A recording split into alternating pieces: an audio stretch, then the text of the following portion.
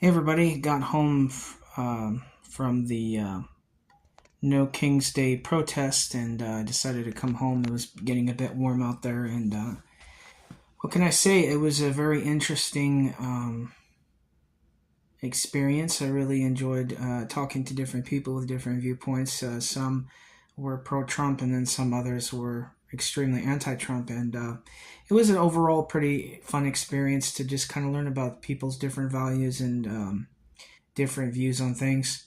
The one thing I'll say was the lady was really nice. She was one of the more friendlier people that I had a conversation with, the one with the sign of you've seen in the previous video. Very open to communication in terms of me sharing my views and then her sharing hers. But I did have an interesting encounter with one individual, a gentleman who he was really volatile and very combative, and was trying to figure out if I was a Trump supporter or whatever political viewpoint I was, and asked me who I'm going to vote for in 2028. And I said, well, that's a little bit far out from here to decide who will be worthy of my vote. And he kind of tried to make it into a big thing that I'm somehow intruding on their political protest, and if I was a Trump supporter or not. And I really didn't give my opinion one way or the other. It just wasn't any of his business. And he was and when I would bring up the topic of immigration when it came up, I told him, I have no problem with people protesting if that's what their viewpoint is and their right to challenge the status quo in terms of protesting.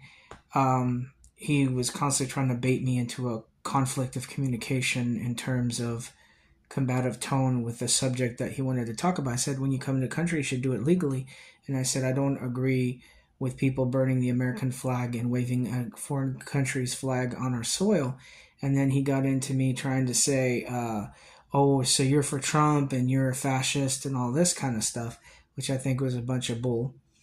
And he was saying things like trying to challenge my views on immigration, saying, well, the reason why illegal immigrants come into the country is America's fault because of the issue of how supposedly the United States infiltrated other countries in Latin America and caused overthrows of left-wing governments. And so I just told him, listen, I have my views, you have your views. Let's just respectfully agree to disagree.